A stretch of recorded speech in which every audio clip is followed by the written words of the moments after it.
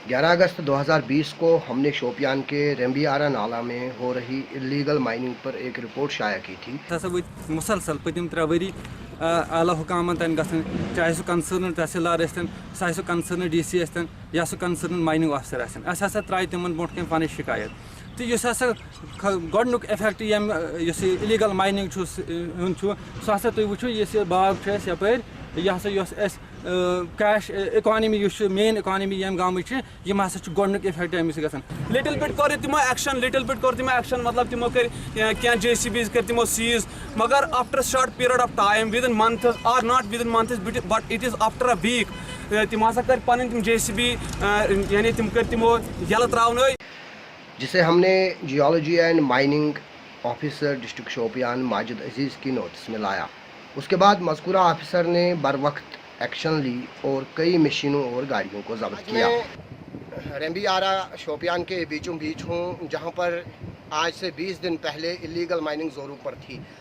इस illegal mining में इस रेम्बियारा के पूरे इलाके में आप अगर देखते तो यहाँ पे बहुत सारी मशीनरी जिसमें JCB, ट्रैक्टर, टिपर वगैरह देखने को मिलते थे, लेकिन आज पूरा रेम्बियारा बिल्कुल सुनसान पड़ा है।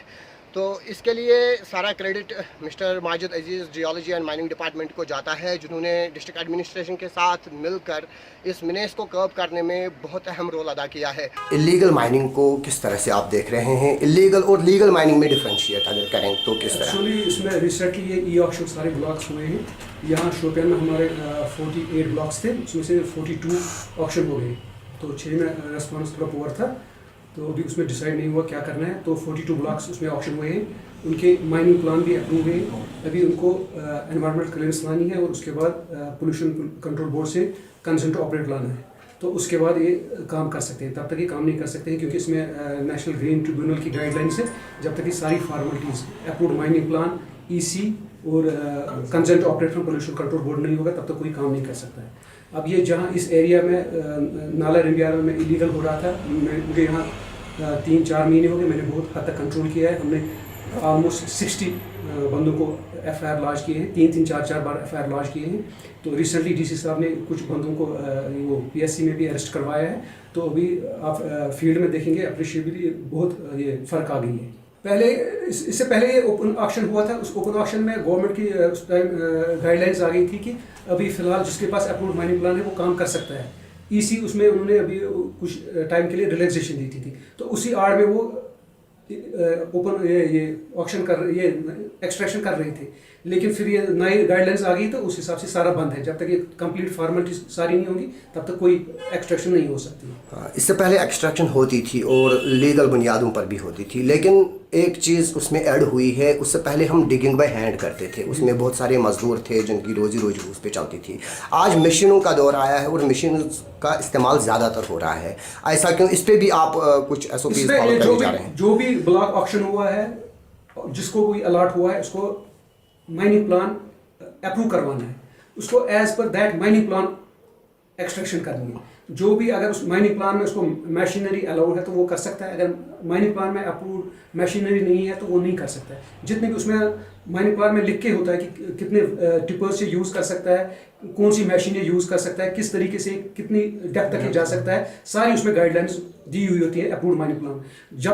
जब भी इनको ये फॉर्मली जब EC भी आएगी, कंसेंट टू ऑपरेट भी आएगा, फिर हमको ये एक्सट्रैक्शन करवाएंगे as per approved mining plan. इससे पहले भी आपने अप्रिशिएबल वर्क की है, जैसा कि हमने देखा है 60-70% इस पर रोकथाम आई थी। जब से कश्मीर अनहर्ड या वीडियो वॉलंटियर्स का रिपोर्ट पब्लिश हुआ, उसके बाद क्या लगा आपको कि काम में किस तरह देखने को? तो जब भी ये रिपोर्टिंग होती है तो फ़र्क तो आता है, ग्राउंड पे तो बहुत फ़र्क आता है। अभी ये आर्ड हाउस में क्योंकि शोपियान एरिया थोड़ा सेंस में सिक्योरिटी रीजंस के हिसाब से हमारी पुलिस वहाँ नाइट हाउस में कंपनी नहीं कर पाती है, तो उस वजह से नाइट हाउस में इलीगल होती है कहीं कहीं पे, लेकिन दिन में हम इलीगल नहीं करने देते हैं।